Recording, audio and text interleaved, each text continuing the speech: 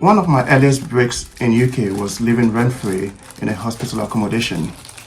It was the ideal, very much desired soft landing. So for 6 months, I had no worry about energy bills, about electric and gas bills, no council tax. I was in la la land. I thought life was indeed beautiful. I could have my salary come in, and at the end of the month, I barely spent £100 of it. And I could save and save. But very soon I outgrew it. I changed jobs and then I moved into a different place. And this was a one-room council house that left much to be desired. And I'll tell you, since then, my life has not been the same again. It's been the same cycle of bills and expectations and mortgages. It's never ended since that move.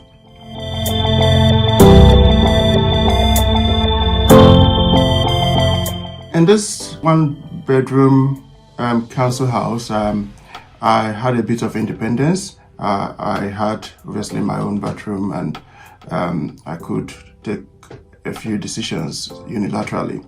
But then I returned home one day and I found that the walls had suddenly grown some dark, cringy substances, which I eventually realized they were molds.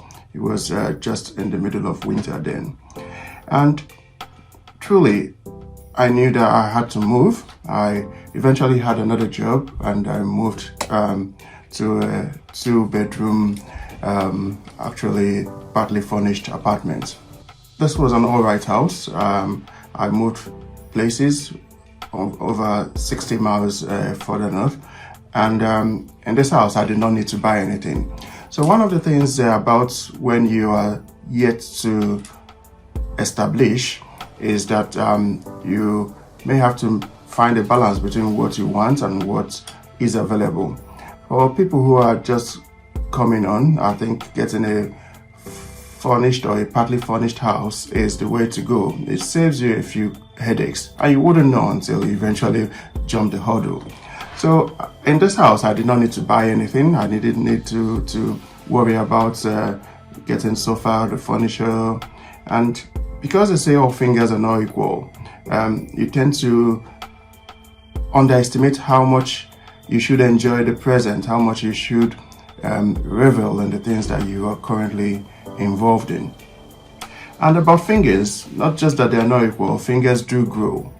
So I grew and I started to look for a house to buy. Over the years before then, I'd listened to some financial counselors and some motivational speakers, and the advice was to, if you can, get a commercial property for your first house. You know, the idea behind it was you could have that property, have it making money, and from the money you make, you can be able to buy yours.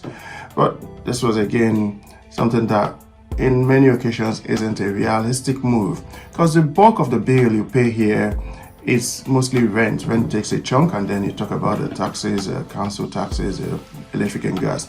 And for everyone who's not yet on the housing ladder, landlord-wise, you're basically just helping another lad pay off his own mortgage. So we all have a reason to be selfish when it comes to housing.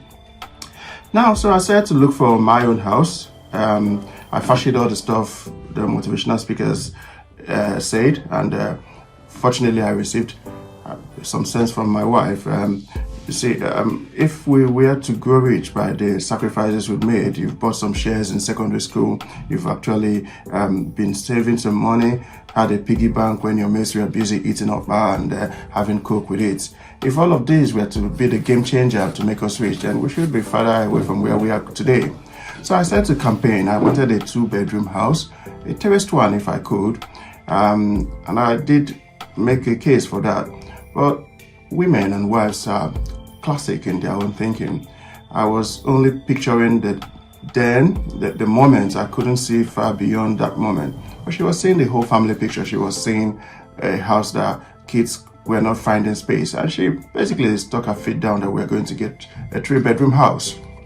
Now, 3-bedroom houses come at different prices compared to the 2-bedroom terraced ones. She wanted a semi or a fully detached one, and I gave in. grudgingly, because it was a huge difference from where what I thought I could spend for a house at the time, for a house that was not going to be making me money.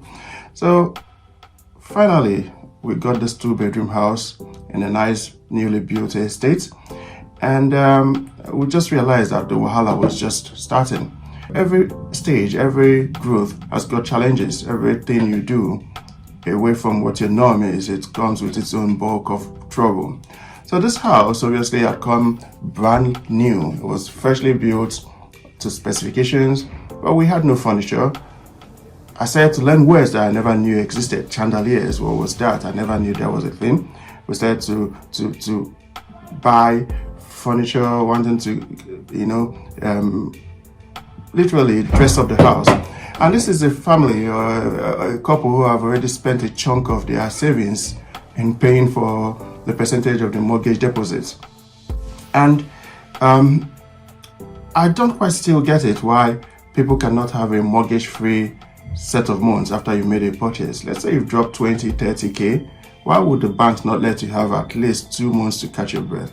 The moment you move into the house, the mortgage starts reading. What's the hurry for? It's obviously a 36 or 48 months mortgage length. Why can one not have 3 months to say, all right, this month I'm not paying any mortgage, I'm not paying any rent, let me just catch my breath. But the chase is always on. Once you've bought it, you're still struggling with furnishing it, getting it up to taste, and you're already having to deal with a mortgage, which clearly in most cases is usually smaller than what you would have been paying as rent. But it's still a huge expense, and you've had your savings all gulped in with the act of purchasing you've paid for the stamp duty. Now, I learned my lesson from that house. I understood that for my personality, I do not and I cannot actually put up with the trauma of a new build. And this has stuck with me up till now. We've moved houses again. I clearly could not stand a new build. I did go for viewings of 1 or 2, but I knew deep down in my mind that if a house has not been fairly lived in, perhaps all the teething problems of a new build sorted by that original tenant, it will take a lot of persuasion to get me to put down money for the house. So the housing market is such that you have to move. When you move, you have to look at the length of stay of how long you're planning to be in that area. If it's 6 months and above and you can afford it, get a house. It never runs low, it never runs negative, and you can easily build up equity doing that. But whether you get a new build or an pre-existing house or indeed an old build, it's entirely up to you. I will and I do my best to avoid new builds these days. It's beautiful, but there's stress, hanging curtains, doing all sorts of DIYs which are not my strengths. I've learned to avoid them, or to only get them when I know that someone else will do the work. So if you've enjoyed this episode, this is Dr. Oji Obiora. I'm the GP with a special interest in YouTube, and I urge you to please subscribe, share, leave a comment. Have you bought a house lately? Was it a new build? Would you do it again if you had a chance? And what experiences do you or have you learned from that exposure to the UK housing market? Speak to you soon. Bye.